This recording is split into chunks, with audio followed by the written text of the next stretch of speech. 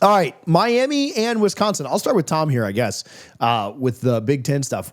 I've never thought I'd see the day where, I guess I could say that a lot about college football lately. Never thought I'd see the day where one university sues another university. Wisconsin sues Miami with the Big Ten's backing and approval, which maybe has an interesting kind of realignment feel to it. We can talk about that in a minute. But over the Xavier Lucas, wasn't even a transfer because they didn't put his name into the transfer, but over him unenrolling and then re-enrolling in Miami, accusations of tampering, accusations of inappropriate conduct by Miami to get him to leave Wisconsin. Obviously, Wisconsin feeling they were wronged due to money that they had paid him. And I don't really know if this goes anywhere. I've spoken with, attorneys on both sides that kind of said like, man, I just don't know there's a lot of standing for Wisconsin to actually win anything here.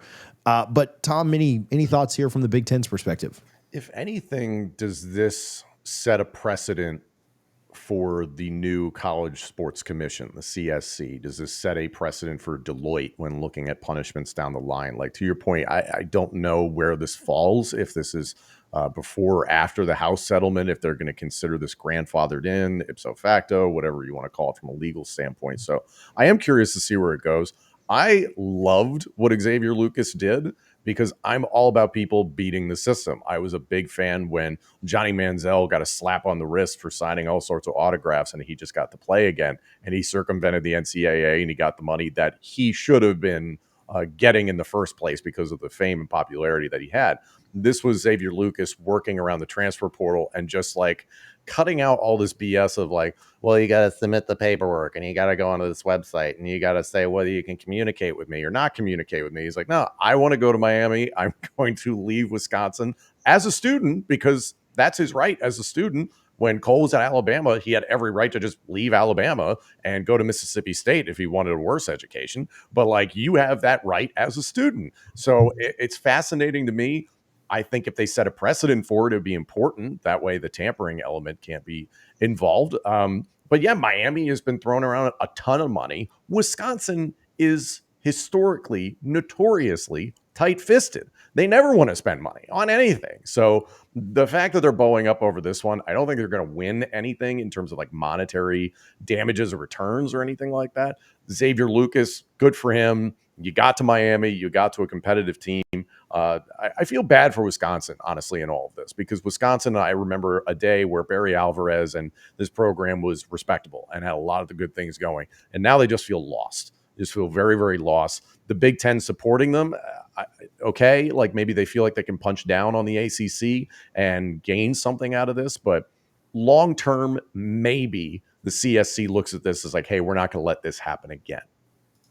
I'm kind of with Tom on this one, and it makes me really sad. Wisconsin at one point was viewed as one of the more feared programs in the Big Ten. You also knew what to expect from them. They were a no-nonsense, smash-mouth football team that wanted to punch you in the face with big, brute offensive linemen and a great run game, and they usually put a lot of emphasis on getting those type of players to come on into the program. And they usually also had a pretty solid defense, even though it wasn't anything to write home about. But then you remember over the last several years, I mean, we can go back to like even when there was conversations of Jim Leonard getting hired as the next head coach. Like, thankfully, and this is no shot against Jim because I think that Jim belongs in college football, and it's a shame that he's not a head coach somewhere. But he didn't have the opportunity to prove himself. And when he was given the opportunity to replace Paul Chryst, they said, no, we need to go out and make a splashier hire. But keep in mind, when Brett Bielema decided to leave and head on down to the SEC, they went after Gary Anderson. And then when Gary Anderson said, nope, we're going to leave and go to Oregon State, they went after Paul Chryst. And I liked Paul Chryst for a while, but they were content with just being a mediocre team and a very underwhelming offensive executional juggernaut. So this, again, is one of those things where I feel like it's more so an issue for Wisconsin because Wisconsin right now is not able to bring in the right recruits. They're not selling themselves in the same light the way that Michigan is and the way that Ohio State is. But you know who is selling themselves every opportunity they get? Miami. They're realizing the faults of their own labor, and they're saying, we are not going to settle for mediocrity. We have a coach that we believe in. We have an identity that we think can be sustainable. We have the money and the resources that we're allocating towards bringing in the right personnel. So we're not going to sit by idly. They went out and they brought in one of the better defensive coordinators in the Big Ten last year from Minnesota. And what does he do? He says, this kid, this kid, this kid, this kid, and this kid are really good in this conference. Make sure you bring them down to the ACC so they can become elite. They're not just going to be names that we talk about on a Saturday. They're going to be the fixtures of the conference moving forward. So it's very understanding to be frustrated from this perspective if you're Wisconsin because you're losing out on players that were being tampered with. But tampering's not going to go away anytime soon. It's going to change the narrative. It's going to change the logic. The way that we talk about tampering is going to be completely different based off the new regulations of college football. But it still is going to be tampering. Somebody else is going to have a conversation. They're going to get the word back to them. And then you're going to have to go through the crumbs and the cookie trail of all of the who said what to who to make sure that you were able to find out exactly who was able to go ahead and put themselves in this position. One of the things Wisconsin is asking for, and I spoke with an attorney about this. I agree with Tom. I don't really know that they're going to make anything monetarily. I don't know if they really care about the monetary side of this. Like what were the damages? However much they had paid him, a couple $100,000 at most, and that seems like a stretch in that short amount of time. Who cares, right? Like at the end of the day, when you look at like total budgets and stuff, like, even if it was $100,000, whatever. I don't think they'll win anything monetarily. I do think that it sets up a pretty interesting dynamic of if they can find Miami was at fault. And if they like I think the third concession that they're asking for in their lawsuit is basically just to admit, for it to be found that Miami did something wrong. Could that set a precedent, like Tom was saying, on how enforcement and different things happen within college athletics on penalties and how we say like, hey, Miami was wrong here. You owe them $50,000 in court costs, right? Like a nominal amount of money, like that doesn't matter. Or maybe they lose on those things and just get the declaration was the word that was used in the suit, that Miami did this wrong, right? They did the wrong thing. I don't know if they will do that or not. I don't know the legal standing, the legal grounds to really say whether or not Wisconsin has a leg to stand on here. But I do think that would be an interesting part of this is if we could get a ruling of like, hey, you're not allowed to do this. And if this happens in the future, if we find this out, we will penalize in a certain way. Again, are there always going to be back channels? Can a collective member always talk with a high school head coach that's not a direct family member? Yes, absolutely. That will always happen. We've talked about longer term contracts and we've talked about buyouts and penalties and this, that, and the other. Can that curb some of it? Absolutely.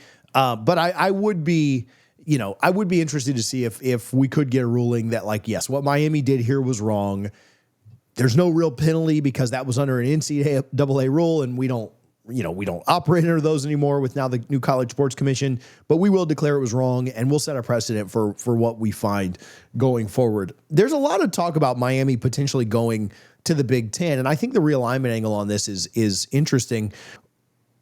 Some people think Miami's destined for the Big Ten in a couple of years. Like, what are we in 25 now? So, 26 they'll be in the ACC. That would be like 3 or 4 years away.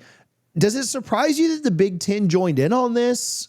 Certainly they're going to defend their products that are already within the conference, but would the Big Ten have done that if Miami was just a shoe-in to come in the next couple of years? I don't know. Maybe I'm overthinking that a little bit.